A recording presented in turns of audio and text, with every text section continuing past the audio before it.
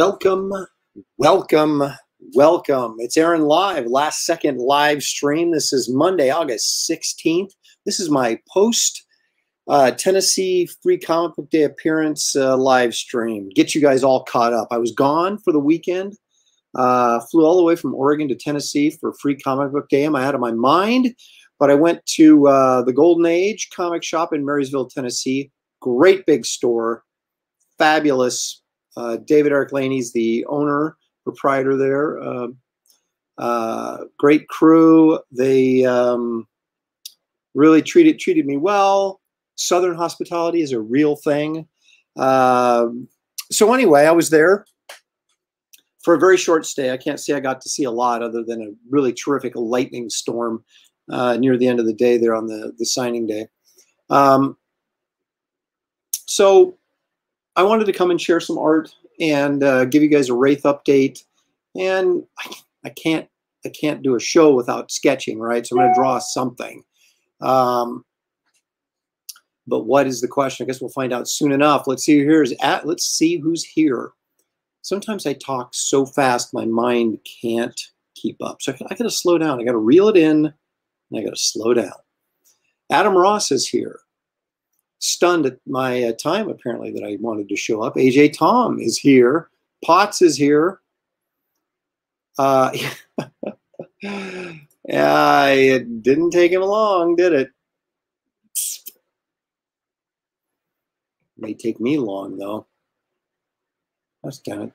There we go. There it is. This is for you, Jeff.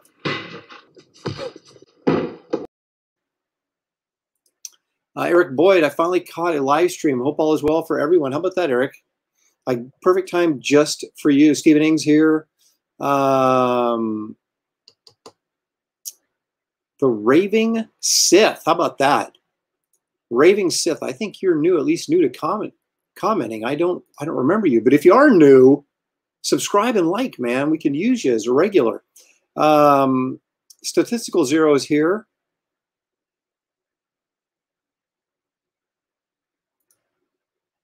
Adam Ross is very confused.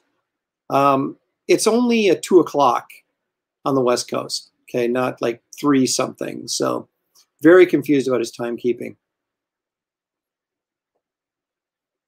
You know what, AJ? I actually did draw the DC Frankenstein in, what was the name of that series? It was not Future Quest. It was, it's kind of a Terminator story. It went on for like ever. What was it called? Future something. Somebody, you guys got to know. But anyway, I did draw the DC Frankenstein in that, along with Black Adam, Black Adam, and the Atom. Got the hiccups, along with a bunch of other things. So I did do him. I can't remember what the name of that series was. Leg Kick's here because Leg Kick is always here. All right. Yeah, I am late. I had to take Shelly to a doctor's appointment today. So that messed up the morning. So I didn't even have a chance to comb my hair before I went on. So I hope it looks all right. Yesterday's Spool is here. Hail everybody. How about that? That sounds familiar. That could be right. I can't even remember. Okay, Nicholas Gear is here. Nicholas Gear is here. That rhymes.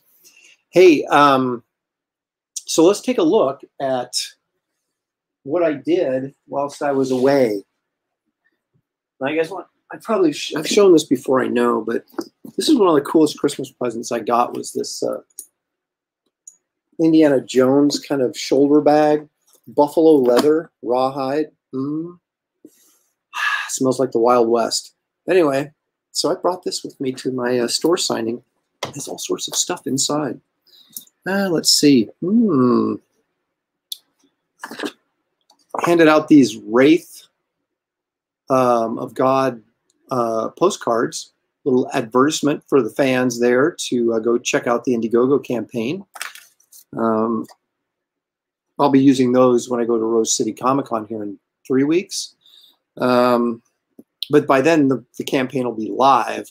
But they'll still work. So I brought these two babies with me to the show, and I still have them. Yeah, they're still for sale. You know, the Supergirl, for those, if anybody's interested, there's a, oh, that's not Supergirl. That's Black Bolt. On the Supergirl, I bent the corner. So there's a little corner bend right there. So I was selling this for $300, but I'm going to sell it for $250 because of that really slight corner bend. What are you going to do? So my faux pas is your potential benefit. So what else did I do? Well, you know, anytime you're at a store signing, you're going to have busy periods. You're going to have slow periods, especially since we were there for like 10 hours. It was a mega session. So when I didn't have anything to do, I was drawing sketches. So, and I posted a lot of them, which you guys have already possibly seen, but we're going to review them for those of you who maybe haven't. These are 9 by 12. That's Wonder Woman. Turned out very nice, I think. And you can, this is actually for sale for $100. $100 plus shipping, of course. There's, I did a Hulk, $100 plus shipping. Wolverine, $100 plus shipping. Shipping's like $10. So anyway, I have all of those available, plus those two available. If anyone's feeling it, saying, man, I got to get some art from Aaron, that'll be the way to do it. Let's see, get a thumbs up. Hey, the Raving Sith gives me a thumbs up on that Hulk. Thank you very much, sir. The Black Bolt is fire, as the kids say. Well, you know, the kids say stuff, and I don't know all that much about what kids are saying because I don't listen to my kids. No, I'm kidding. Oh, look at that. I get... You are monetized in your chats. I am, man. I don't even want to FUK Google too. Oh, thank you, man. I appreciate it.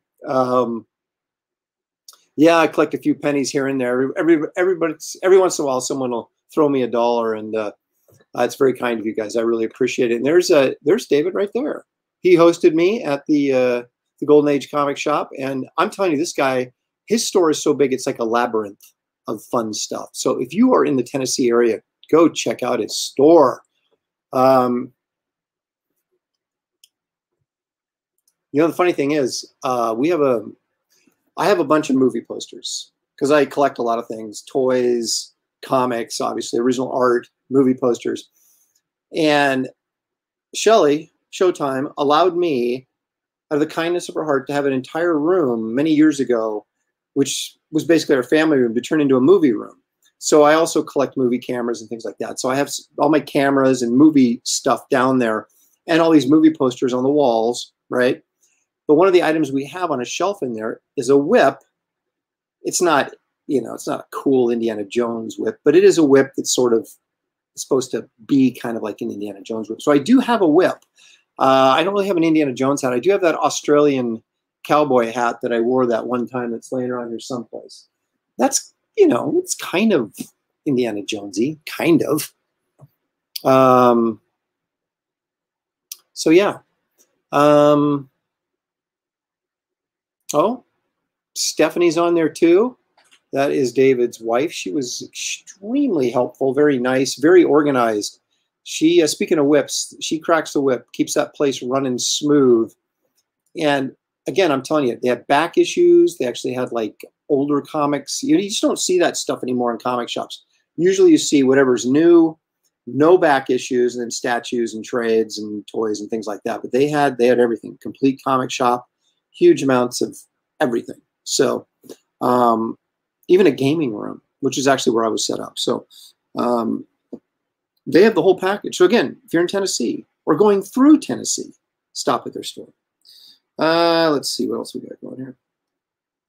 I did bring the Bat book, which meant that I sold sketchbooks, and so that was kind of my little thing. I didn't bring any prints or really any original art. I was just sketching and doing sketchbooks, and went pretty well. So anyway, I just actually wanted to get this leather stuff on the show because it's see, this is my now my third favorite smell: old comics, brand new printed books, and then buffalo skin leather. How about that? Makes me, as the older I get, the more appealing being a cowboy becomes to me. I'm not sure what the heck, but I am kind of leaning in that direction. Wow, I got another super chat. How about, does this part the velvet ropes to be in the in crowd? Adam, yeah, that's exactly right. You have to give me money to be in the in crowd, and now you're in the in crowd. That's not true. All you have to do is show up and you're part of the in crowd, man.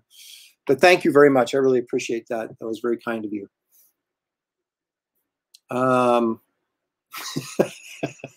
Why this guy's smelling leather? Oh, just wait. It gets weirder. No. Let's see. I did want to give you guys a Wraith of God update as well. I am planning to launch this week, hopefully on Friday.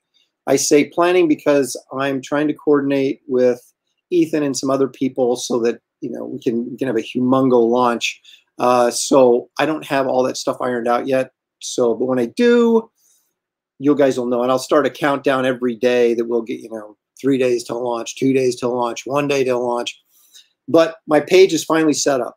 And I understand that you can set it up and like preview it so you guys can come in and take a look. I haven't quite figured out how to do that yet, but I will hopefully today.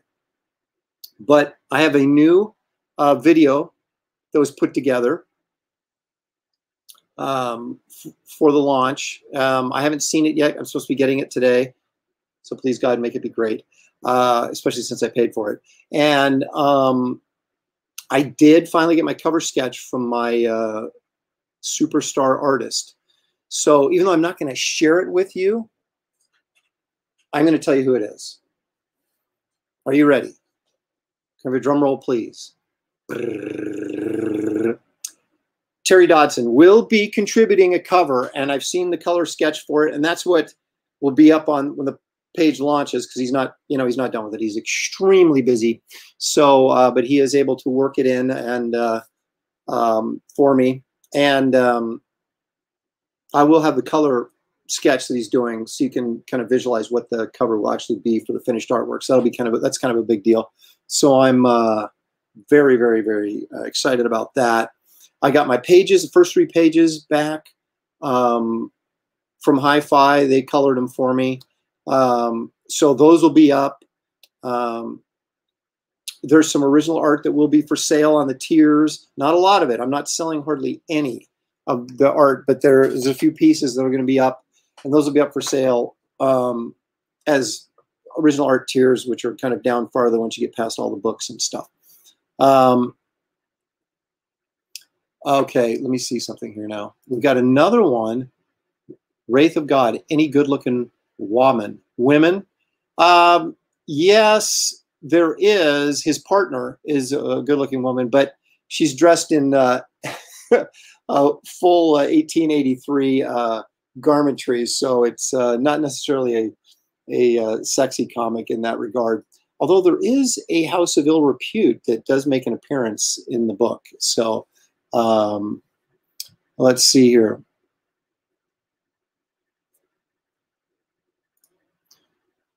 Not in the traditional sense. Again, his cover features Esther, the Wraith's partner, and again, I guess there wasn't a lot of. I guess there was old Western showgirls in lingerie, but she's not that type of character. But it's still a really, really the design and everything is really cool, and so I think you guys will really dig it. But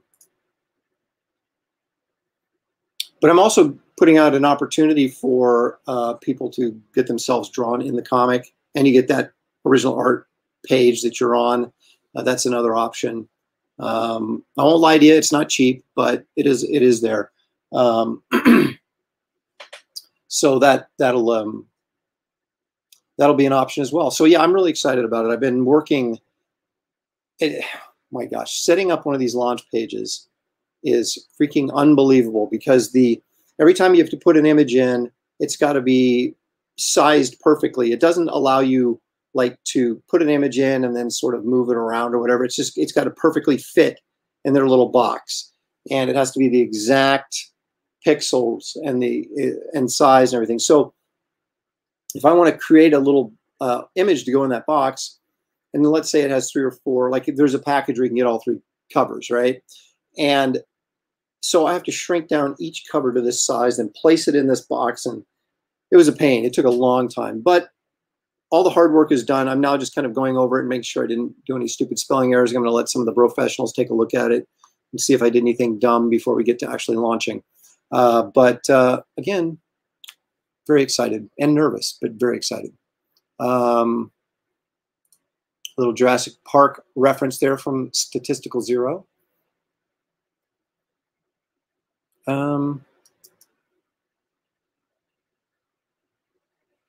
Yesterday's Fool says, if you get drawn into the comic, will that tier come with a copy of the comic too?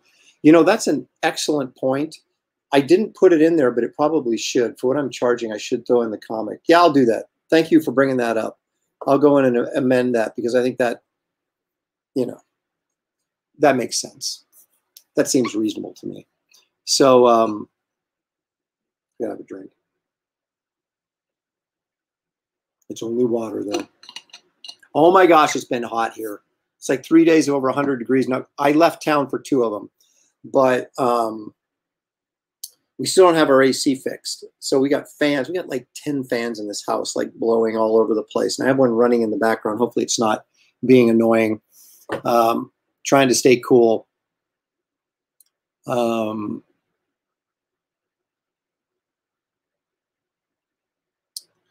This is an excellent question. And the answer is digital. What's that? The only thing I do digitally is color. Everything else is traditional. So all the art, but I'm not selling any of the art. I'm going to be selling one of the covers.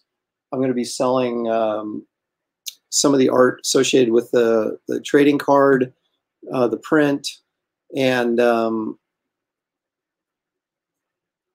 then the 2 pages that you can actually get yourself drawn. There'll be 2 different opportunities to get yourself drawn in the comic, and that's it. At least initially, because when I do creator-owned books, I usually don't sell the artwork. I have all my Garbage Man art. I have all my Power Cubed art. I know my inkers have sold a couple pages here and there of Garbage Man and probably Power Cubed if anybody was interested in buying them, which I don't know. But other than that, I've got all that stuff. So, and I keep that stuff because it means something to me, obviously. But as a way to, you know, generate some income for the campaign to make the project, get the project off the ground, I'm going to be selling some of the art from it, but not very much. You got a potato cam, but we love you anyway. I don't know what that means, but thank you for the love. I've got a potato cam. I'm using what does that mean? I don't know what that means. See, I'm just not hip to the lingo, man. Okay, so enough of this foolishness. What else do I have to show you? I have brown paper. That's what I'm going to show you. Now, I've got to draw something, you guys. I need a suggestion. I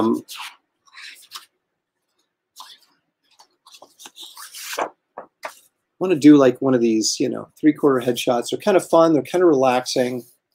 So give me some suggestions, guys, and make them good. Don't give me something lame, like Atari Force or anything like that.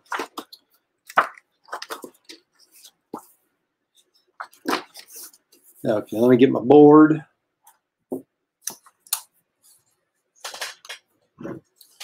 Sludge. That's too predictable, isn't it? MODOK. Now, see, now we're talking. Now we're getting someplace. Those are the kind of suggestions I want to see. And while we're waiting for those suggestions, so anyway, let me go through this real quickly because I know you guys are dying to see it again. But this is, of course, cover A. That's the cover A option for Wraith of God. Now, I penciled, inked, and colored that myself. And that'll be your well, I wouldn't say your main option. I mean, whatever cover gets ordered the most, that'll, I guess, will be the main option. But that is one of 3 options. This is the second option for a cover. This is of my 70s Marvel Retro version. And that the original for that will actually be for sale on the campaign. The interesting thing here is When Strikes the Wolf down at the bottom, that's actually on the art. The only thing that isn't on the art is the Wraith of God logo itself is not on the art. And the Empire Comics Group logo across that band. The band is on the art, but the Empire Comics Group is not printed on there. But I'm offering everybody, if whoever buys it, offering the option of pasting those up on the board like, they used to do in the 70s. They take stats of the cover logos and, basically glue them on the board, the original art board. So that is an option. But if you wanted to go that direction, if you were the lucky person that buys this cover, that you would that you get that option to do that. But this lettering is on the cover, and the little wraith up here in the corners on the cover. So yeah, that's the second cover option. Of course, the third will be Terry's, which I'm not going to reveal. You're going to have to go to the live launch page to see that. And I'm sure we'll, of course, feature that when we do the big launch live stream at the end of the week. So anyway, the moral of the story is, if you want to get that really cool limited edition trading card, it's going to be kind of like at least as far as I understand it from when, talking to the printer, that I want to kind of go old school and kind of look like one of those old 70s gum cards, that kind of paper and that kind of printing. So that's going to be available, and it's only available to people that signed up before the campaign went live or goes live, when you've only got a couple days left to do that. So if you're planning on getting Wraith of God, but you have not signed up early for it on the pre-launch page, which is up right now, the link is in the description of this video or this live stream. If you want to get that card, you have to sign up before it goes live. And that card will be limited to the amount of people that signed up early and ordered, right? So it's not going to be something I'm going to print like 2,000 of them and I'll be handing them out at cons. It's not going to happen. There may be a couple extras, which I'll sell for huge, huge bucks. But if you want to get one for free, that's how you do it. Sign up early. Sign up early and sign up often. Okay. So anyway.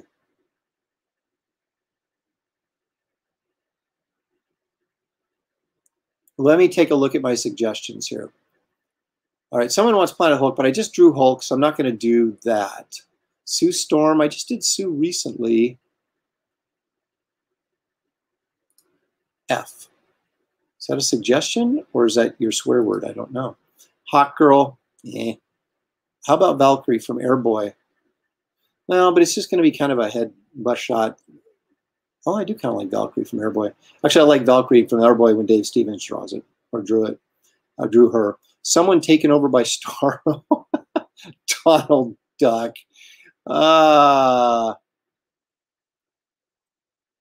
Paste Pot Pete, who later became the Trapster, by the way. So he's no longer Paste Pot Pete. He's the Trapster. Medusa. Ooh. Could go with the Black Bolt, right? Nosferatu, 1920s version. Oh, ooh, that's kind of creepy. I kind of like that. Leapfrog Warlock from the New Mutants. There's some good contra. I don't like Mr. Sinister. Looks too much like. Does anybody know why Mr. Sinister looks exactly like Colossus? Does anybody know? Or at least he originally did when Silvestri drew him. It's like I never quite got that. Heck Boy. It's not a bad idea. Atari. I knew Atari Force. Shadowlass. Okay.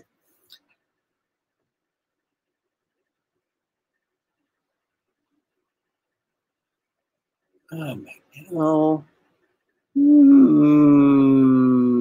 Mr. Hyde. What? Where was the one I thought?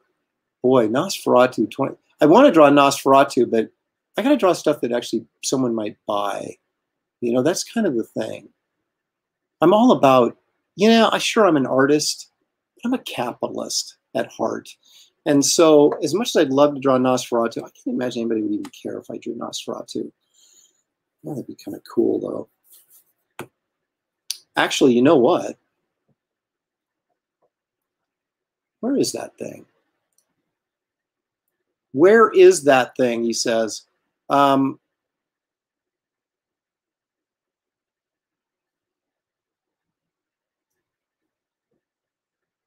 got the, dang it, I could have swore I just made, well, we can take a look at this. This is always fun. As I'm looking for the other thing. And again, last second live streams, ill prepared. That's the card art that I was referring to, that you get if you sign up before the campaign goes live. So I think that's going to be pretty cool. Now, printed down here, it's going to say Wraith of God, down at the bottom. And on the back, it'll have all of his, his stats, his batting average, that type of thing. I just stole, was it AJ Tom made that joke a while ago? So I just stole someone else's joke. It's pretty lame on my part.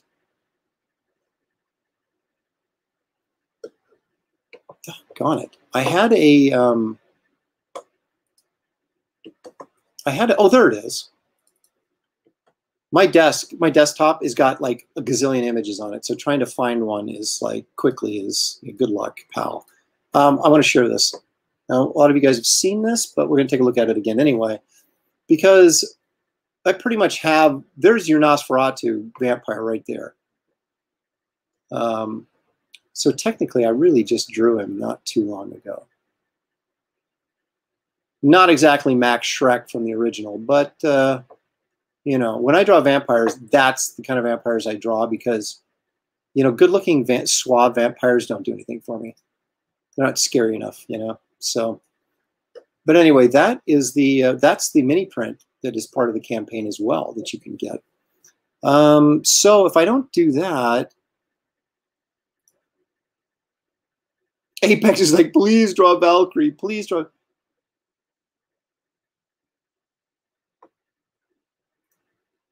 No Nosferatu. Sounds like a werewolf vampire animus thing. It could be. It could be. Actually, it's just more personal taste with me. No George Hamiltons. What are you guys talking about? All right, I got guys begging me to do. Oh, look at that! I didn't know that. So is that like not? So that's 100. Yeah, it would be 1922, right? Is when that movie came out. Yeah. Well, then I'll have to do a 100th anniversary Nosferatu print. That's something that I would do, and I'd only do it because no one would buy it. That's my specialty. So, but I'm going to do that. I didn't know that, Statistical Zero. Thank you.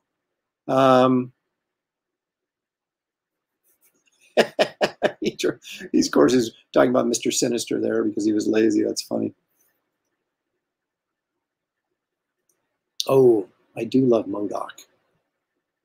And I am drawing a headshot, right? All right. Talk me into MODOK. That was actually kind of a funny movie. Okay.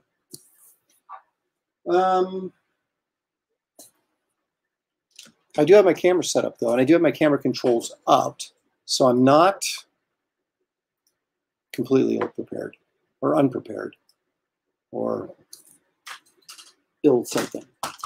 All right. Now, this is kind of cream-colored paper, so it probably is not going to reflect badly like the white does.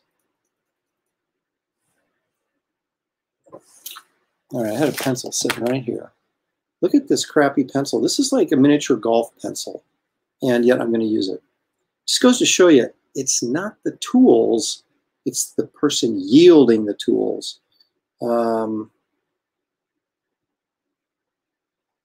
I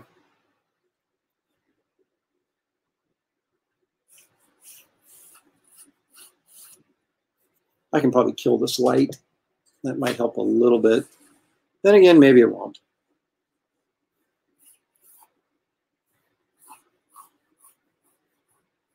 I have not watched the MODOK cartoon because I don't have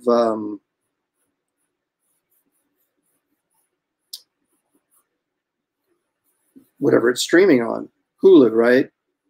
Oh, wait a minute. Maybe I do have Hulu.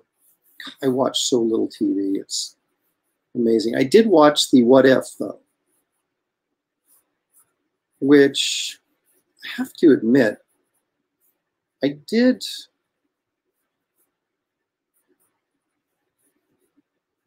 The problem I had with the What If was that you never really get emotionally attached to the characters that much, other than what they were kind of counting on you bringing that in from the movies. But I loved the animation. You know, I know that it was a very clever way of taking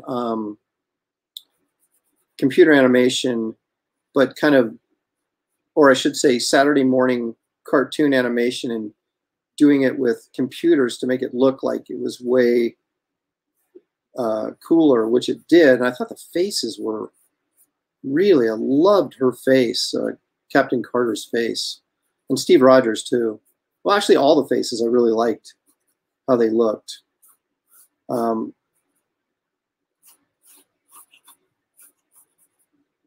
But I found it more just sort of an interesting exercise in cartooning rather than getting really wrapped up into it. It just seemed like it was too short, too truncated. And I get it. I mean, it's animated, right? So you have to do it in like 30 minutes or whatever. But I thought it looked really nice. It was fun. And I thought they did a good job of making Agent Carter strong looking without over masculinizing her. That's even a word. Excuse me a second. I got to grab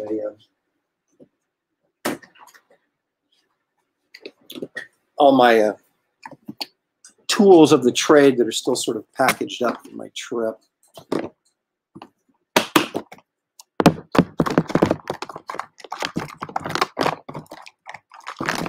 Oh, I found a real art pencil. How about that?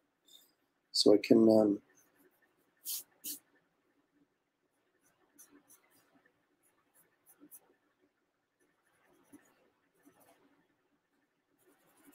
so when I was working on Ms. Marvel, did I finish my thought on Captain Carter? I think I did. When I was working at Marvel I was working at Marvel on Ms. Marvel, the writer, Brian Reed, of course, like all writers do, they're like, hey, so what kind of stuff do you like to draw? Or, you know, who would you like to see in this book? And I said, MODOK, please. And we had all these oddball characters show up in the series, which made it kind of fun.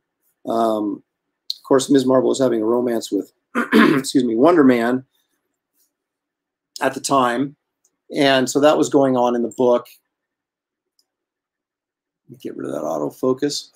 And, but like Sleepwalker was in it, and Machine Man. And it was a real funny bit where Machine Man ended up with a female body, which I guess now is more timely than it was at the time we drew it. It was just kind of for laughs when we drew it. But anyway, so a lot of oddball characters that were kind of fun to work on.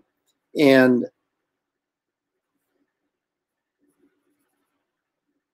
we when we split up the pages for, you know, between the inker and myself, the inker was Matt Ryan. Yeah, it was Matt Ryan.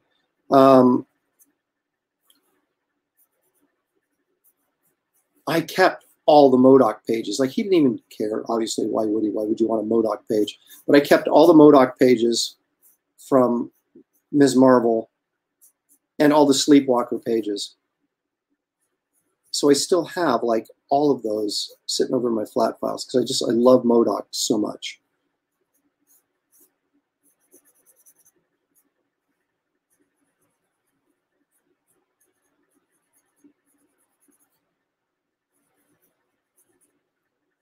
Ah, it's doggone. So I thought maybe this paper wouldn't wash out as bad. There we go. That's better.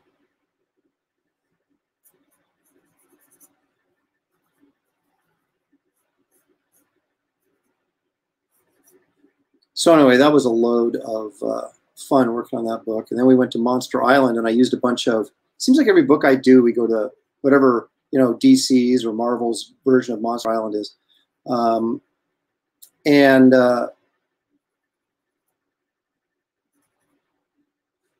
I got to draw a bunch of the monsters from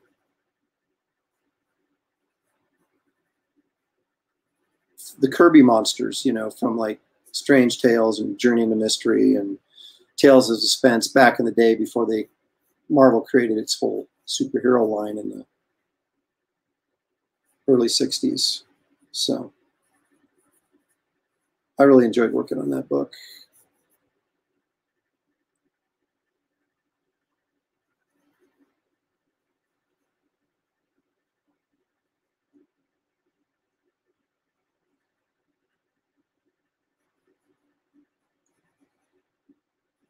Makes you wonder, do like his arms and legs attach to his head?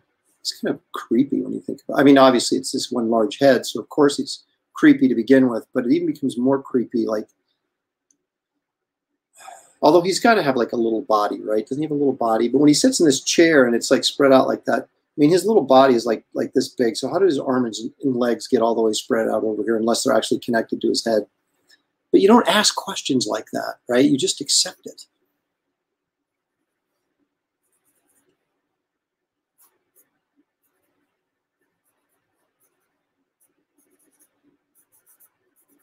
And for those of you who collect comics out there, I do have the first appearance of MODOK in near mint condition. Thank you very much.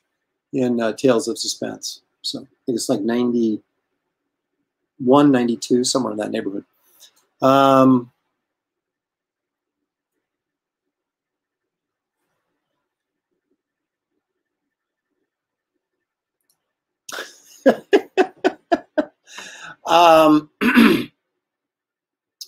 Actually, no, I'm not a caveman, but are you this? Yeah, that's what you get, flying saucer. AJ Tom says he has trouble watching modern animation. I cannot see the computer in it. Give me Looney Tunes and I'm good. Well, yeah, me too. Now, AJ, the snacks are only a definite thing on the Sunday show. The last minute live streams, I'm completely unprepared. You can't hold me to the snack standard when I'm just, you know, walking by the computer and going, hey, I think I'll live stream. So hey, Josh Olive, who's in Alabama, by the way, says, hey, Aaron, I hate that you were in Tennessee, so close to us here in North Alabama, and we didn't get to see you. Definitely want to get you out here soon. Well, you'll talk to ask David, who brought me out for his signing. It took him about 3 years to twist my arm to get me out there. It's just a long way to travel for like a store appearance. It's a long way to travel even for a show, but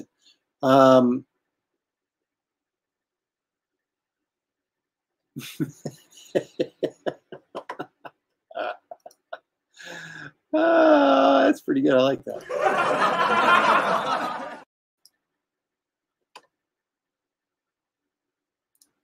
All right. So I have a great original page of art from Alan Davis. Actually, it's page 1 from Clandestine #1. It has a great MODOK page on it, or drawing on it. I mean, it's a great MODOK page. Oh, come on, light, quit doing that.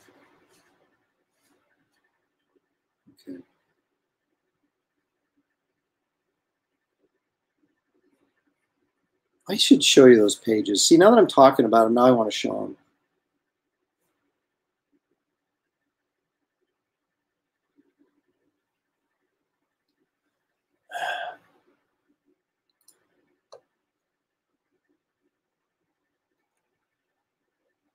Okay, I will give you this to look at for a second while I go get those pages so we can do show and tell.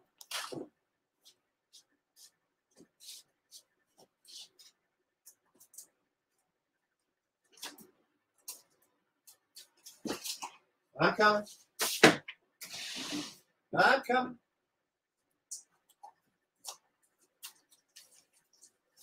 Just a second.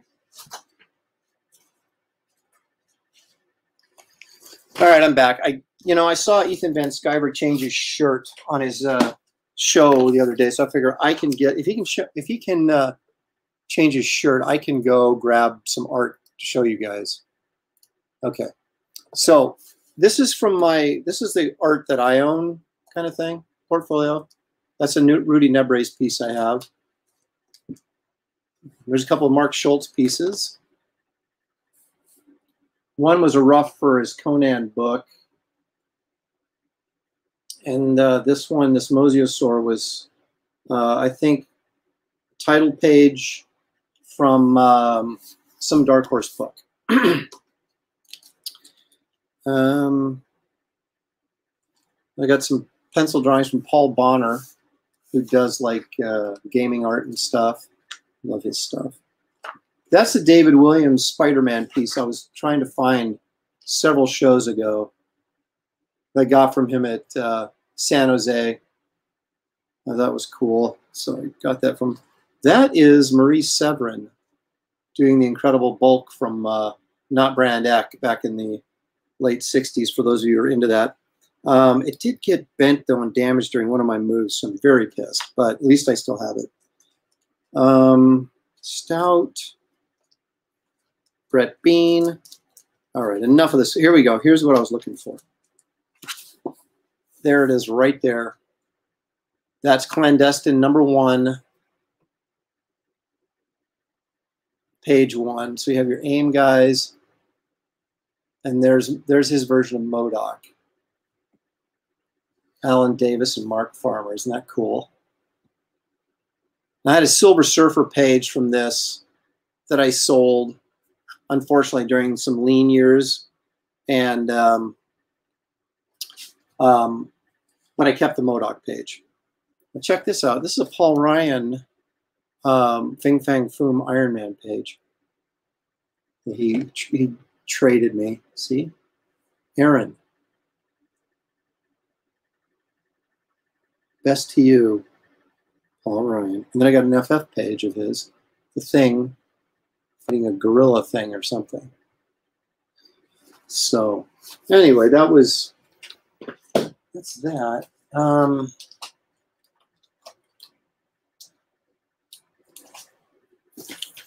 So let's check out some of my MODOK pages. I don't know if they're as cool as Alan Davis's, but you know. MODOK, right there he is. Very grumpy looking. Let's see, is there any other? I've got tons of Ms. Marvel pages where Ms. Marvel isn't in costume, but look at that MODOK page. Coughing up spit. That's always good. MODOK, MODOK, MODOK. So I seriously, I kept every single page he appeared on. This is actually the only good shot of Ms. Marvel left that I have that would still be for sale. There's a little MODOK on there, a little Ms. Marvel on there. You can't go wrong.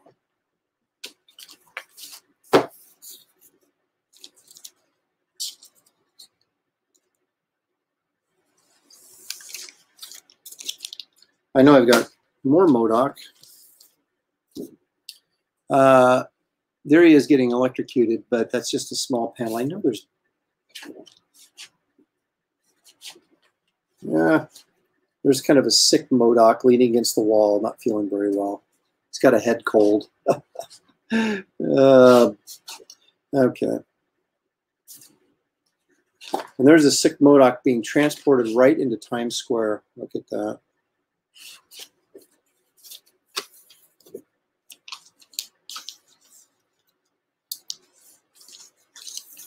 So this is the reality of, you know, original comic book art.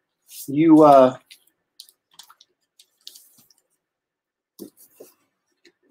look at this page. Of course, I'm keeping this one. This is not for sale, but it's got Hercules, Ms. Marvel, Spider-Woman, Captain America, Iron Man, Venom, Spidey, Mr. Fantastic back there, Daredevil, the Vision is back there, Bullseye, the Sentry. That's a Falcon right there. I don't know who this giant chick is. I can't remember. Human Torch. Yeah, so for obvious reasons, I'm keeping that. Come on, where's that MODOK? Oh, look at that. There we go. That's the MODOK splash page right there.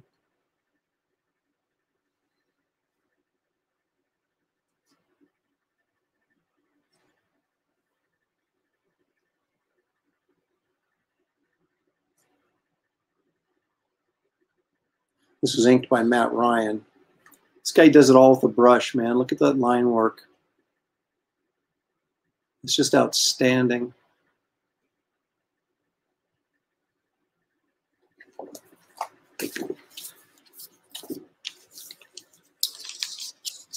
So anyway, I just you know, thought I'd share a little MODOK with you since we're drawing MODOK.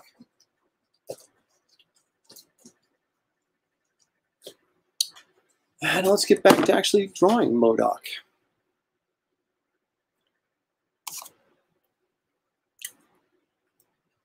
Well, that prompted some commentary. Let's see what you guys are saying. If I may be so bold as to read your comments.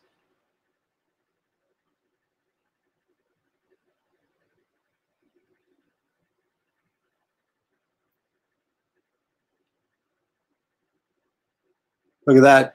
Josh Olive is he's jealous of my art collection. As well you should be. Nah, not really. There's some people that really got some great stuff. But thank you. I try to only, well, I guess we all buy stuff that we think is good or that we like. But so I was going to say, I only buy stuff that I really like, but duh. Josh has, Clandestine was an underrated book. I really enjoyed it. Yeah, so did I. I loved Excalibur when Alan Davis was drawing it. That was my favorite X book. That along with Walter and Louise Simonson's X Factor I really loved too.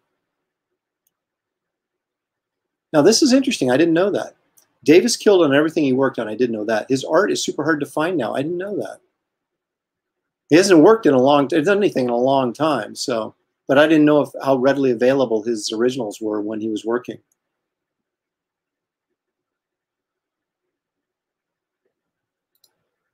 Why, yes, I have. I did one issue of Turok, which the cover got stolen. I mean, back in the 90s, right after Sludge. And then I think Bruce Patterson inked it. And then I did a really cool pinup, which I kept. And I have sitting over there someplace in the flat files.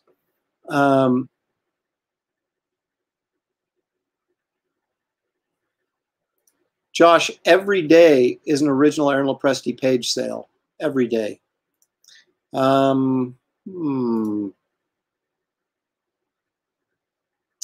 Matt was kind of stuck in limbo like me there for a while, but he's hooked up with another guy who's a big fan of his work, a penciler. I can't remember who it was, over at DC. So last I checked, Matt was working, which I was glad for because he had gone months without anything, which is just a real crime because he's really, really good. I was thinking about getting him to ink Wraith of God, but I didn't know, you know, you have to wait and kind of see how much funds you raise so you can budget, you know, whether you can actually hire anybody to do something like that. So, but I have since decided to do it myself. And he's, like I said, he's working right now, so I am very glad about that. Because it is, it's getting more and more difficult out there, especially for inkers. With everybody, you know, working digitally now, there's less and less opportunities. And of course, them cutting titles doesn't help either. And when I say them, I mean DC specifically. I don't know if Marvel's actually cut their line like DC has or not.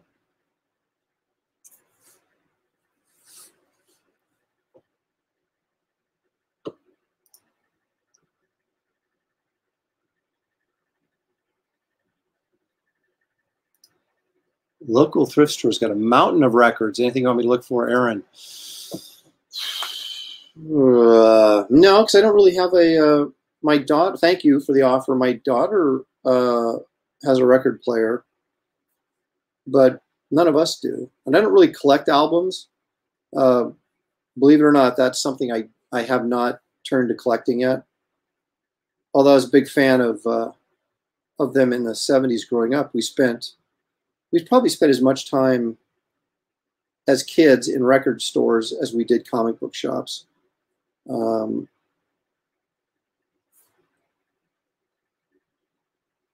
I had a fair share. And you know, it's funny, I don't even know what happened to all my records. I honestly don't know. Because I'm not the type of person that throws stuff away. And yet I do not have any of my albums I had when I was growing up. And I don't know, you know, if I got rid of them, I gave them away. You know, because when everything switched over to CDs, right, and records became a thing of the past almost overnight, no one sat around and went, well, you know, these will come back around, and in, you know, 30 years, everybody's going to want albums again. So I should have hung on to them, but I didn't.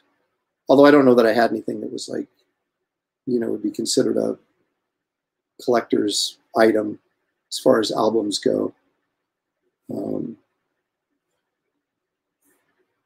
You know, I bought like what everybody else did. I had Kiss Alive and Destroyer, and I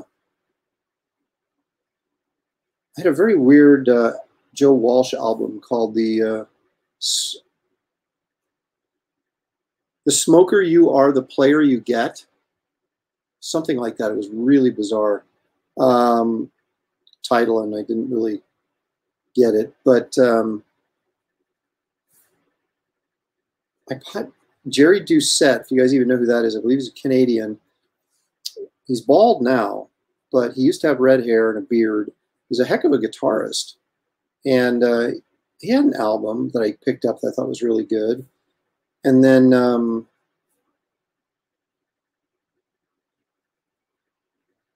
when Alvin Lee, I want to say it was probably the 10th anniversary of Woodstock.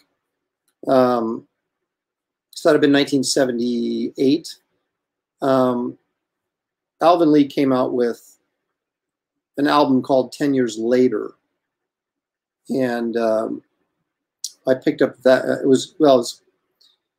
The album was called Ride, like ride a bicycle, Ride On, but it was 10 years later because his group used to be called 10 Years After.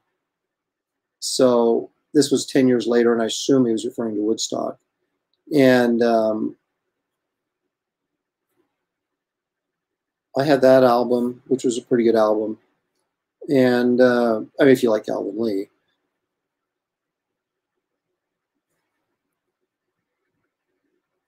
Of course, I had Boston and Kansas. And the funny thing is, my older brother, bought more albums than I did. I used to go and look at them a lot. I got ZZ Top. What was that? Half the album was live and the other half was studio. It had Tush on it. And, you know, of Going downtown, just looking for some touch, which I think is a dirty word. But anyway, that was a really good album. I had that one. It was a single album, but it opened up like a double, you know, it had like the spread on it. And the Cheap Trick did the same thing live at Budokan, where the album, you know, opened up like a book, but it wasn't a double album set, it was just a single album. We were always tempted to get Yes albums because the Roger Dean artwork on the covers was so trippy, but I was never a big Yes fan. So, you know, it was like we knew Roundabout, and that was like the only Yes song. So we never really got Yes albums. We just looked at them in the record store. And I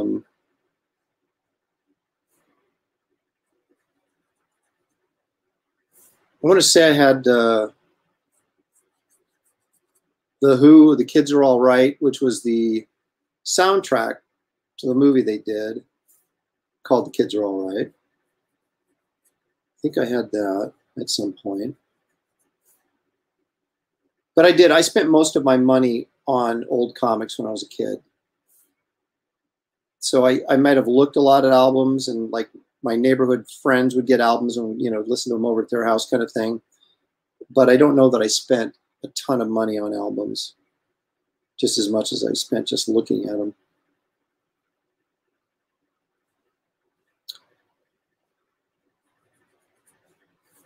But there was a lot of good album cover art back then. So it was just another art form for a young, hopeful artist like myself to kind of get into.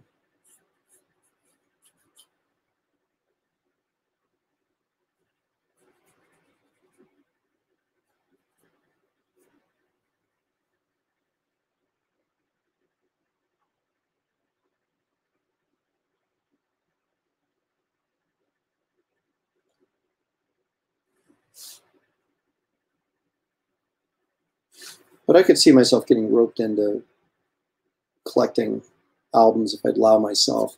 The problem is I collect too much stuff as it is.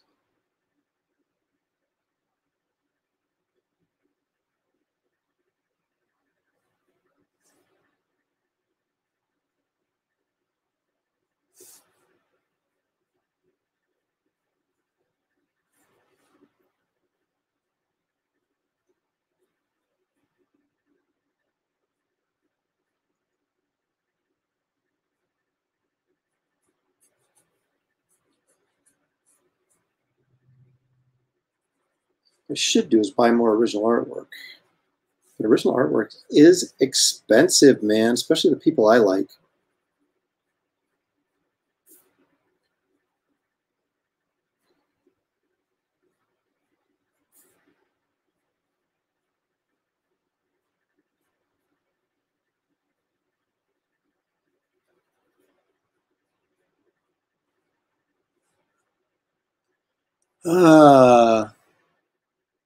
There you go, David Eric Laney. He's Tush is a girl's butt. Okay, I figured it had to do something below the belt there. Joe coming in from Vegas. It was really good. Had a good time in Tennessee, Joe. Let's see. Yeah, Fandango. That's what it was. And he's verifying that, of course, that Tush was a woman's behind. Apex says, I had Rush, Beatles, Rolling Stones, Monkees, Paul Revere and the Raiders, Led Zeppelin, The Who, Doobie Brothers, Van Halen, and George Carlin. I had a Monty Python record. You know, it was kind of, that was what you used to do, though. You used to hang out, right, with your friends, and you guys would, you know, put on an album, right? And so a lot of the, I didn't own a lot of the albums, but I heard a lot of the albums because most of my friends had, you know, a variety of these things from, you know, Blue Oyster Cult to Kansas to Boston to Journey to Aerosmith, Toys in the Attic. That was a great album. Oh, that's what it is. The smoker you drink, the player you get. And once again, Louis Brightraven, the encyclopedia of pop culture knowledge. Yeah, the smoker you drink, the player you get. That's what it was. And that had Rocky Mountain Way on it, which is a pretty grooving song. Yeah, my 19-year-old daughter does too. She loves records. I mean, she listens to them too. She doesn't just collect them. She listens to them.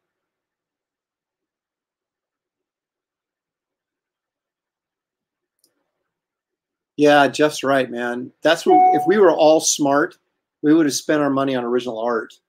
I mean, I bought some comics that have paid off sort of in the long run, but man, I would have, you know, if you'd started buying Kirby like in the early 90s, oh my gosh, could have made a fortune. Late 80s, early 90s. I remember the stuff that was super expensive. I remember seeing at San Diego before they moved to the convention center. An art dealer had Killing Joke pages from Brian Boland, right? And there was a panel page, one of the pages where it was Commissioner Gordon was just, they were just putting him on the roller coaster with all the little circus freaks. And that page was $800. I'm sure that page now is like $10,000. But and somebody had a lot of Miller's Dark Knight pages. And I remember seeing a splash with Batman, like jumping down, you know, the one where he's got his legs curled, crouched up, and they had that splash page, and it was what did they want for that? $2,000 maybe. You know, I'm sure that's probably like a $20,000 page or more right now. I could have got in Chicago. I could have got an old witch splash page from not Tales from the Crypt, but The Haunt of Fear by Graham Ingalls for $500. But at that show where I was at in Chicago, this is early 90s. I was still working at Ultraverse. I think I made a total of $500 at the show. Right? I might have made $700, but the whole trip, I had to pay for the airfare and the hotel, cost me $500 or $600, right? So I was sitting there looking at this original art, this old witch page from Ingalls for $500, going, if I buy this, I got to grab some more pens. Sorry, excuse me. But I thought, if I buy this, I won't be able to pay off my Visa. You know, so I didn't buy it, and I should have worried about my Visa later. But, you know, what are you going to do? I've made some good buys over the years, and I've missed a lot of great opportunities, but most of them because I didn't have the money. And what can you do, right? If you don't have the cash, you don't have the cash. Although, I met this guy who has a poster shop, one of the few remaining poster shops in Hollywood Boulevard. And he has one of probably the greatest collections of movie posters in the world, would be my guess. In fact, there's a book called Graven Images that's just his collection. But anyway, he has like an original Mummy, Boris Karloff Mummy poster, and you know those go for $1 million plus. He has Frankenstein, but he told me this story. I was in talking to him a couple years ago, several years ago now, and he had said that Larry Edmunds' bookstore down on Hollywood Boulevard is a pretty famous bookstore. I don't even know if it's still there, but it's renowned. It's a movie poster, movie memorabilia shop on Hollywood Boulevard there near Highland in Hollywood. And he said, this guy told me back in the 70s, they had a original Frankenstein one sheet, right, from 1931. And he saw it hanging in the window, and the price on it was, first of all, I can't believe you'd hang that in your window because it would fade. It probably wasn't up very long. But anyway, so they had it up there. They wanted $1,500 for it. And this is in the 70s, right? That's a heck of a lot of money. He said that, and he was a teacher at the time, he said, so he had like no money really. But he knew that that was going to be worth a fortune someday, you know, and that he had to get it. So he borrowed the money from one of those high interest loan shark places. You know, it's not a loan shark, but, you know, we'll give you advance on your paycheck for, 15% interest. And so he said he borrowed the money from them, bought the poster, and then, worked his butt off to pay off this $1,500 loan. And, now that movie poster is probably, $500,000 or more. So you got to think he made a good decision. And it made me stop and think that, you know what? It may be painful right now to get something, but if you're smart and you get the right thing, it's worth it in the long run.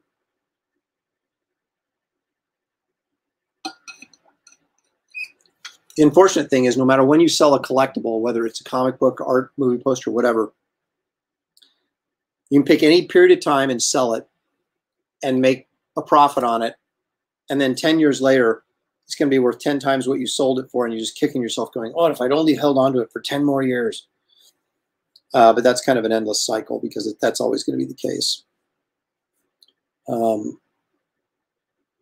had to write some original that now I kind of wish I still had it, but I had it for years. I paid, actually, we can do this. That Sleeping Dragon poster right there on the wall. That poster itself is worth over $100, but that's the rights in Sleeping Dragon. I had the original pencil drawing for that. It was pretty tight. And paid $650 for it back in '93, and then sold it for like $2,500 several years ago. Scott Williams has it now because Scott Williams has every cool piece of artwork that exists. But I wish I still had it. It's probably worth, $5,000 now or something. Who knows? But you just never know.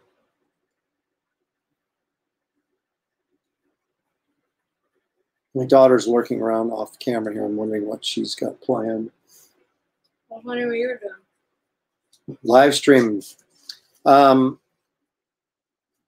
don't know if I told you guys this or not, but she goes to the vintage collectible store, comes back with Foghat Live. That's the kind of, my daughter's a rock and roll, 19-year-old 70s rock and roll chick. So I raised her right. Mm-hmm.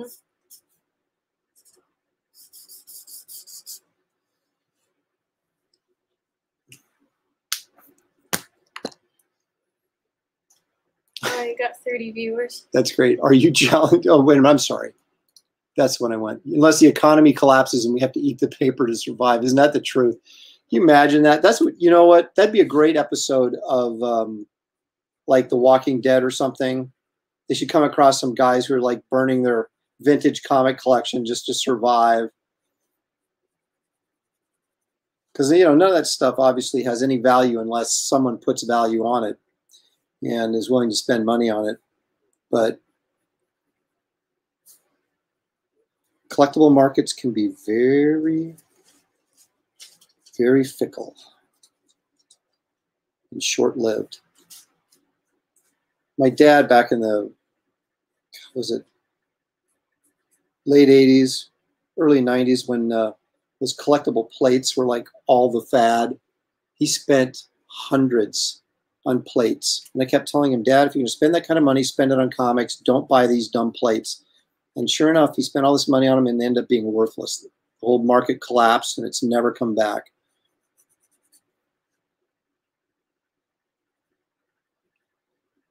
You have to focus on it all? I don't want, yeah, it's on. I just don't want the autofocus on because every time you move your hand in front of it, it blurs out and tries to refocus. And can you use that thingy? The scroll? Oh, never mind. Oh, see, that's what you do when you want a special effect in a movie and you drug somebody and you go, oh, what's happening to me? So it looks clear on here, but it looks like fuzzy on YouTube. I know. I don't know why. I don't know why. Unfortunate. Yeah, Samantha, AJ Tom wants to know it's 30 quality viewers though. Mm. See, Apex says Your daughter is cool. Yeah. Because you rock and roll, that's why. I am. See, I think if I was on here more, you'd have more viewers. But Well, you're welcome to co-host anytime you want. I can stay for a little bit if you have something interesting to talk about. I was just talking about art. Let's see. I managed to get a bunch of. Oh, Jeffrey Moy says I managed to get a bunch of stuff from Schultz from San Diego cons, and those were 300 to 800. Lucky. Wow. Yes, indeed. I traded a sketch for him in my sketchbook, and so that's my my other Schultz piece, and it's really wonderful. And you might say I got the best end of the deal on that because we traded. And, well, I did a nice piece for him, but it'll never have the value that his stuff does. So you always go up to artists that are like more valuable than you, and or more prominent, and you hope they go, "Hey, let's trade art." You're like, "Yes."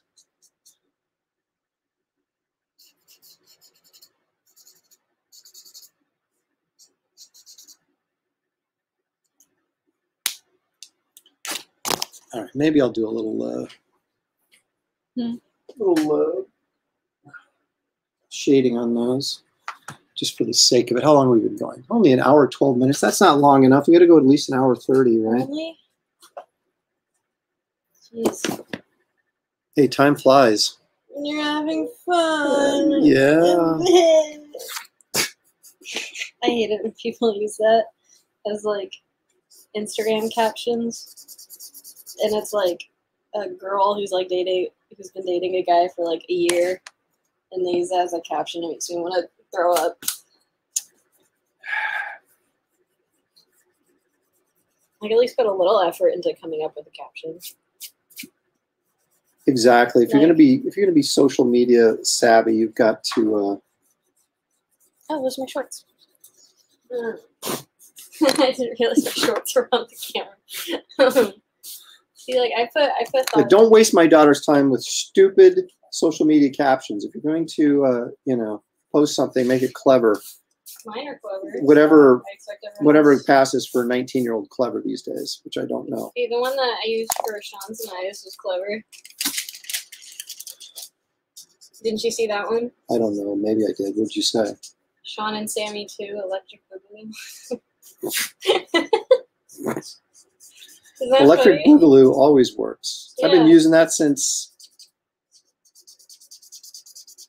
the early 80s when the movie Breakin' 2 Electric Boogaloo came out. And that just became the Electric Boogaloo.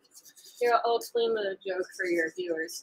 So explain the joke to my viewers. Yeah, they're like, why is the number 2 in there? That doesn't make sense. Oh. Because my current boyfriend and I dated in high school, and then I got back together in college, so it's like round 2, like the sequel. So Sean and Sammy 2, Electric Boogaloo. Yeah. So I was very proud of that caption.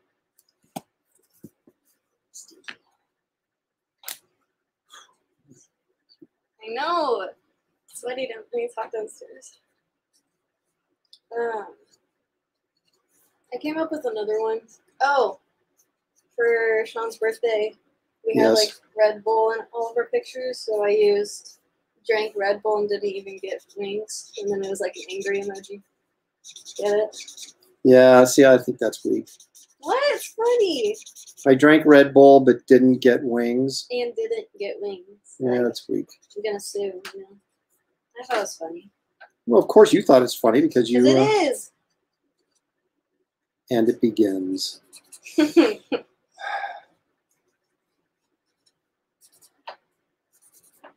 I don't have Shelly here to give me grief, I have my daughter.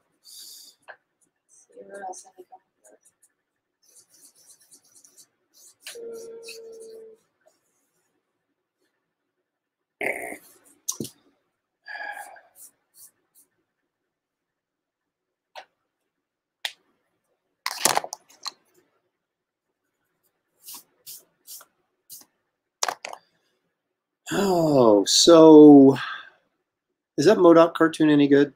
Does anybody watch that? I thought you were going to talk to me. No, I'm talking to the audience. What am I here for? You're here to interject when you have something interesting to say, and we're still waiting. But you haven't said anything interesting, so how am I supposed to? Yeah, but I'm drawing. I don't have to say anything interesting.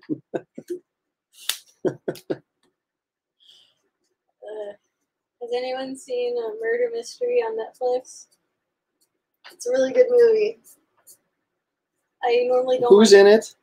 Adam Sandler and Jennifer Aniston. And I normally don't like Adam Sandler movies. I don't either. Because I think he's really annoying. I do too. But this movie was actually kind of clever. Yeah. And I like Jennifer Aniston stuff. Who doesn't like Jennifer Aniston? That's what I'm saying. When I saw it for the first time, I was with friends. And I had a realization that, like, I thought it was really funny that they keep putting Adam Sandler with, like, really hot chicks. Well, I think that's his choice. Most of those movies he produces that he's in, so he's no dummy. It's just funny because it's like he's a super average looking dude, and then he's with like Jennifer Aniston and Drew Barrymore and chicks like that. Oh yeah, he knows his. My teenage son would finally approve of a Lepresti live stream if he knew Aaron's daughter was here. Got some fans. Bring in the teenage boy audience. Yeah, because I'm such a catch. Reeling more views for you. Just kidding. Yeah, that's like Nana thought it was funny, so. Yeah. Well, if Nana thinks it's funny, then my 90-year-old mom, if she laughed at it, then you can count on it that it's high quality comedy. Mm-hmm. Well, I didn't know Nana liked like murder mysteries because I was watching it. She like came down to bake her like sweet potato, and then she like sat down and started watching it. But I was like halfway through the movie, so I was like, Nana, do you want me to like go back to the beginning? She probably couldn't hear it anyway. So no, I had to turn on the captions for her, which they were talking too fast, so she couldn't even read them anyways. So she got the gist of the movie.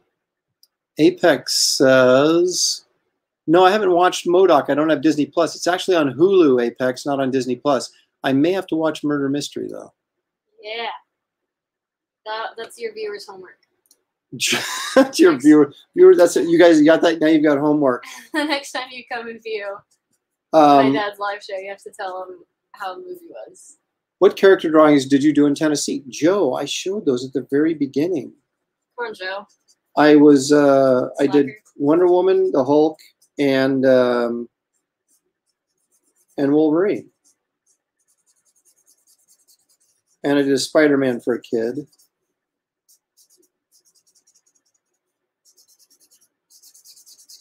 I did Swamp Thing in a sketchbook for the owner of the store, David.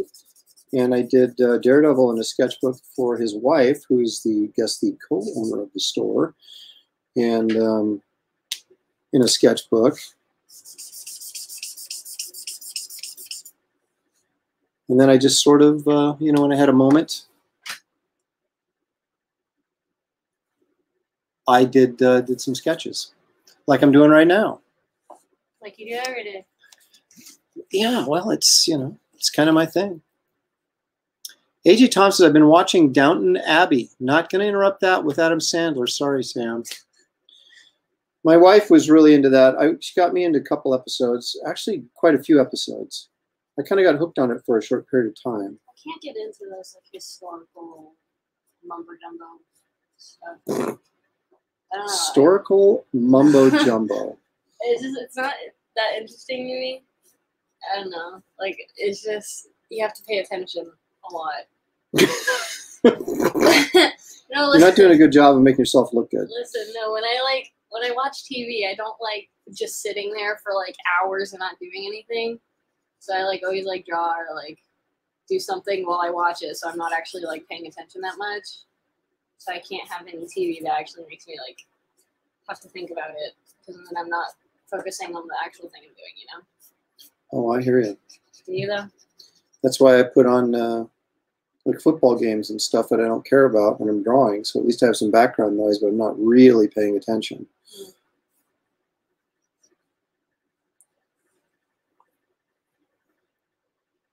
Looks like you.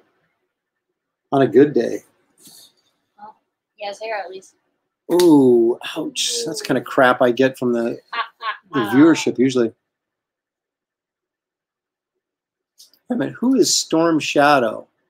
A sketch card of Scooby-Doo and a couple others, but mostly I was selling really cheap original art and prints all day. Scooby-Doo. I don't know who Storm Shadow is. Is that your character? Mine? No, I'm not talking to you. My wife watches Downton. I hate it. I've not seen it, but my wife will be there sobbing, which is really awkward. My wife doesn't cry, but she does watch it. And I did get sucked into it for a while.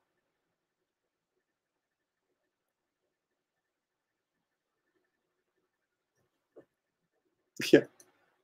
Next, your mom will be guest hosting and regaling us all with Tale of Tiny Aaron. Oh my gosh, that's so funny. That didn't even make sense. That didn't make sense with that.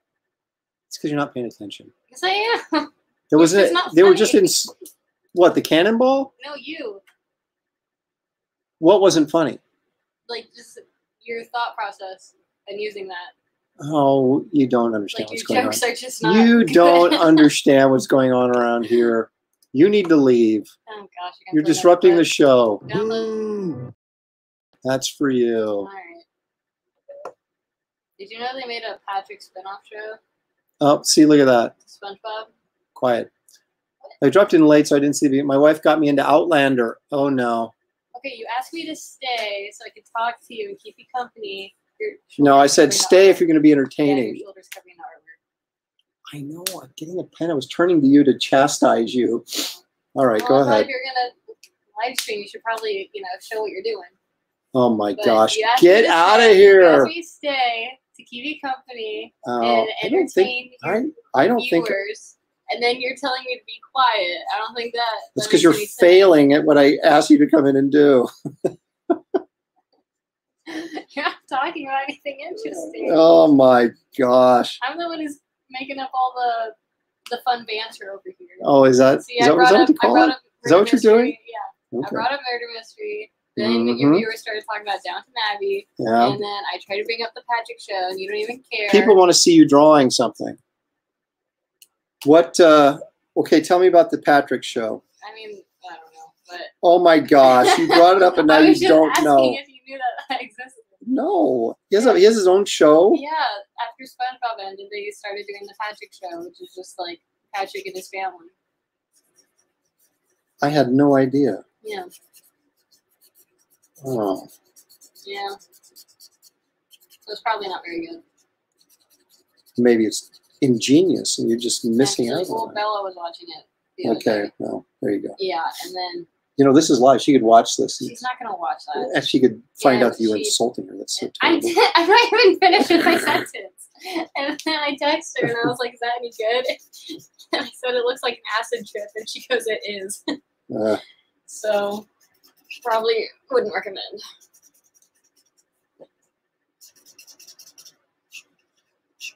Have you listened to that Foghat Live album yet that you bought? No. You buy Foghat Live and you don't rock to it. I don't understand. I don't have the opportunity to. Don't have the opportunity. I have to be in the right headset to listen to music, or I'm not going to get into it, and I just haven't been in there yet. You see, I go back and forth between watching TV and then listening to music, and then I go back and forth for like a month at a time. I go back and forth, so I don't get tired of what I watch, or I don't get tired of music. I see. So you just binge everything until you're sick of it, and then you move on to something else. Yeah. And then I go back. I see. It's like I'm rewatching Once Upon a Time, and I binged that for a long time. But it's been a while since I kind of forgot everything. So since you made me watch the Frankenstein episode, I'm kind of all over the place now. Samantha met a couple of the actors from Once Upon a Time several years ago. Yeah, it was Robin Hood, right? Yeah. Kissed my head, and I cried. She did. It was like she was at a Beatles concert in the 60s. It was pretty funny. He was really good looking up close. And then, of course, Shelley Showtime got ticked off that her daughter got a kiss from this guy, and she didn't, so she went up and got a kiss from him. She went up and demanded it, I think. She's married, though. That didn't keep her from... I was in 8th grade.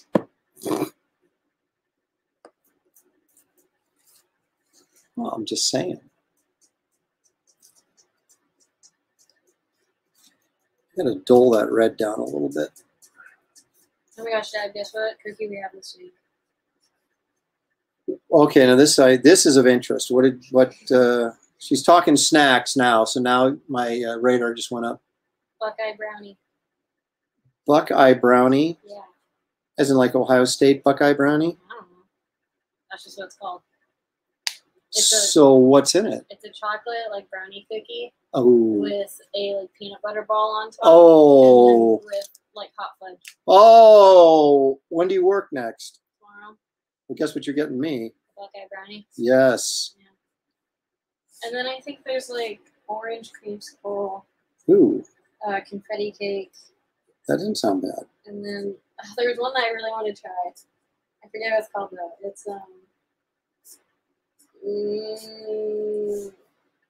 dang it, where's my phone?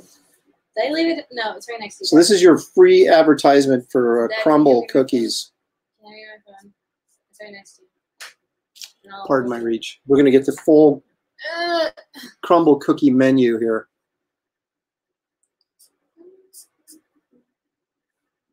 That Buckeye brownie, although I'm not an Ohio State fan, of course, being a Nebraska fan, I wouldn't support anything Ohio State. Chocolate and peanut butter. But I am a chocolate and peanut butter fan, so I don't know how I'm going to not be able to have this cookie. Oh, the one I want to try is honey bun. So it's like a cinnamon roll cookie. Mmm. Honey bun. Nice. This is the cookie done. It's a video, so it might start playing soon. Oh, look at that. Look at that. Oh, I'm definitely going to have one of those. Mm-hmm. Of course, in this heat we're having, it'll probably like just melt. Be just a pile of chocolate goo. But, it's a chocolate brownie cookie with peanut butter buckeye layer over with melted semi-sweet chocolate, honey bun, and warm soft cinnamon cookies rolled and brushed with the honey glaze. Confetti cake is a confetti sugar cookie topped with a cookie swirl of pink vanilla cream cheese frosting finished with large condensed sprinkles. Orange creamsicle, a chilled tangy orange cookie studded with white chips packed with a creamy vanilla cheesecake filling. This is a good week. It was a good week. Because last week was a little disappointing. So this is... Yeah, I wasn't real happy with last week's choices, which is good because that means I didn't eat any. But this week is not going to be the same. I still surprisingly had a lot of the Nutella one last week. Oh my gosh, did I tell you what Mom did? Yeah, Nutella was like the best flavor. If Nutella is the best flavor you've got. Nutella is so good. But did I tell you what Mom did? I don't know. Should you be saying this on the air? Yeah, it's funny. Okay. Okay, so Mom came and picked me up from Crumble last week. And we got 2 cookies of the Nutella one. Yeah. And normally the Nutella cookie would come with sea salt on it. But I don't like sea salt on sweet things. Really? Yeah, I don't like that. It's kind of gross. So not even like chocolate with sea salt on it? No, I'm not. Really? Wow. I mean, I don't mind, but I prefer without it if I have a choice. Yeah. So since I work there, I could just have my cookies without the salt in it. So I had 1 cookie with salt and 1 cookie without. They were both the Nutella ones. I know what you're gonna say. Yeah. So we get in the car and I'm like, Mom, I don't want the one with salt on it. You have to eat that one, okay? Because I asked her, I was like, do you want salt in it? She goes, oh, I don't care. So, since I specifically told her to not eat the one with the salt on it, like, I drilled it in her brain. Like, the entire car ride home, I was just telling her over and over again, do not eat the one without salt. We come home. What does she do? She has a cookie, and then I checked, like, an hour later, and she ate the one without the salt. And I was like, Mom, I got so mad. I was like, did you not listen to anything I just said? And she goes, oh, I wasn't paying attention. I'm sorry. I didn't even notice. See, because you're still technically a teenager, so we don't listen.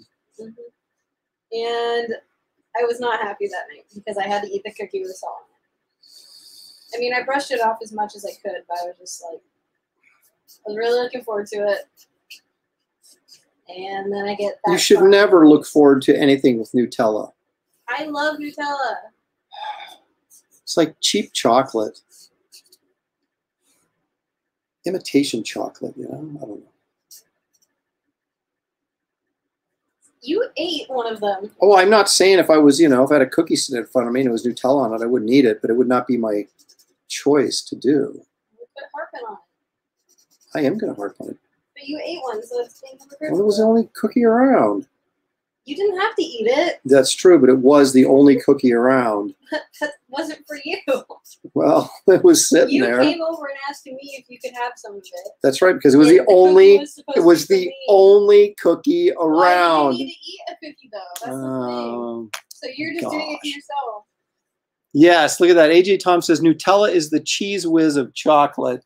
That's exactly what it is. It's not good though.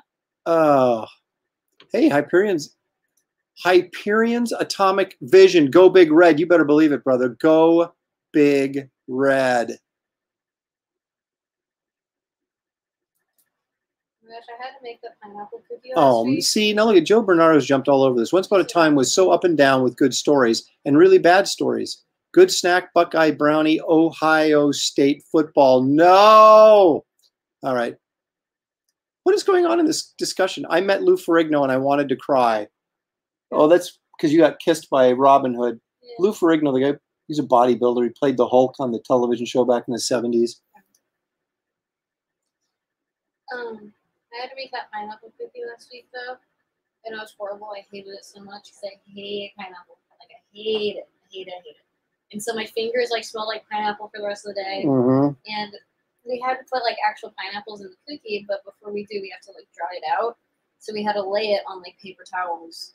And then, but, like, the paper towels got all wet. And so when I was trying to peel the pineapple off the paper towel, I was just getting, like, paper chunks in it. So I wouldn't be surprised if there was paper in those cookies that week. Because more fiber. So hard to pick off. Hyper Potato says he's getting hungry with all this talk, and he just had Godfather's Pizza. Mm. See, look what we did. Joe Bernardo says, now I'm going to have to go to Crumble Cookie and get the Buckeye snack. Yeah. Adam Ross, bacon. You have a cookie with bacon on it, don't you? You guys, I mean, you don't know you work there. Haven't you guys made a cookie with bacon? I don't have every cookie on the menu memorized. Oh, for crying out loud. I can check tomorrow. Because I can, like, pull up the whole menu, but... Michael Siegenthaler says, hey, Aaron, it was great meeting you this weekend. Michael, it was great meeting you. Thank you for coming by. I really appreciate it. I forgot you went to Tennessee this weekend. I forgot. Be like, where'd you meet him at? Got it. I remember now.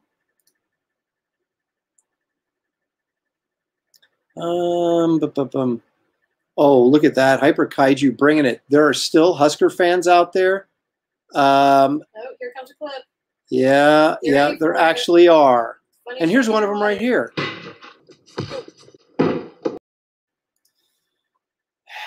This is the year we get back into it. I guarantee it.